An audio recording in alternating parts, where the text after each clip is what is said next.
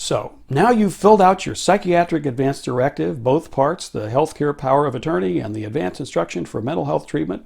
Congratulations. Now what do you do with this thing?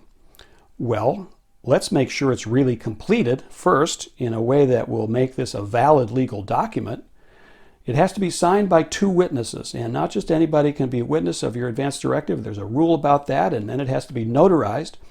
So let's talk about the witnesses first. This is who a witness cannot be.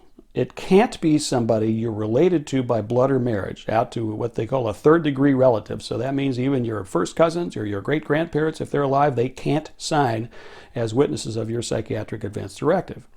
It can't be somebody that is going to inherit your estate if you die and knows this or has the reason to believe that they would inherit something from you, money or something of value, or have a claim against you or your estate. It can't be your doctor or a licensed healthcare provider or someone employed by your doctor or employed by the healthcare facility where you receive care, like a group home or something if you're living there. So, that's a few categories of people who can't be witnesses, but it's not everybody. There are a lot of people who don't fall into any of those categories who could be a witness for you, and you need 2 of them. Second, your form has to be notarized. That means you have to go to a notary public. They have those at the bank and some other places, and they have to sign it, and they have to put their seal on it, and they have to watch you and the witnesses sign the form and check the ID, to make sure that it's really you and not just, some imposter who's pretending to be you to fill out your Psychiatric Advance Directive. And of course, you have to sign it too. But once those signatures are on there and it's been notarized, now it's legal.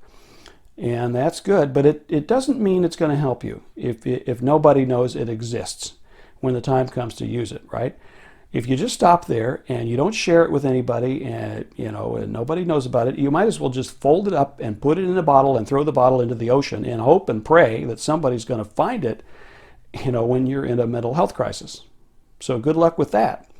If you don't want that to happen, what you should do is show it to people. Who are you going to show it to? Well, you certainly need to show it to your healthcare agent with healthcare power of attorney, and you should have talked to them already, but show it to them, show them the completed form, and show it to your psychiatrist, your regular doctor, your therapist if you have one, and talk through it with them.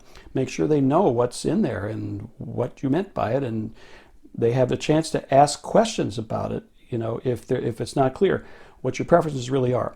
And once you've done that, that's a good start. You're not done. You still should make copies for everybody and make sure that these people have a copy. As I say, your healthcare agent, your regular doctor, your psychiatrist, your therapist, and maybe other people should have a copy. If you trust other people, like maybe your minister or your faith leader or maybe a family member, a close friend, a rule of thumb is anybody that you really trust and who knows you and you want them to be supportive to you in a crisis, and then you maybe should make a copy for them.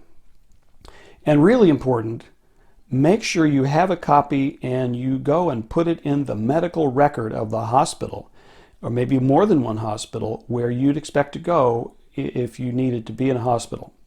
And then you should make sure to upload it online to the website of the Advance Directive Registry of the North Carolina Secretary of State. And you can see the website address on the chalkboard behind me. That way, in theory, any healthcare facility where you might end up in a crisis would be able to get access to your advance directive online and read it and help to implement it with the proper security authorization, of course, to protect your privacy. Some people with advance directives like to carry a card around with them in their wallet that says they have one and how to get it, or maybe even something like a metal tag on a bracelet or a necklace, like a med alert to let people know about your advance directive and where to find it, and that might help too. And finally, if there's some kind of an app that you have, like an online personal health record that allows you to store medical documents and share them with a doctor or a family member, somebody you want to have an active role in supporting you and taking care of you in a crisis, you can do that too. So, you're good. You have a psychiatric advance directive, a healthcare agent, everybody's on board, and your documents are stored. Who's afraid of a crisis now? Key points to remember. As a legal document, your Psychiatric Advance Directive must be signed by 2 qualified witnesses and notarized. A witness cannot be your close relative or spouse, your healthcare provider, or an employee of your healthcare provider. Share copies of your Advance Directive with your healthcare agent, your doctor, and other trusted persons who would be helpful and support you in a crisis.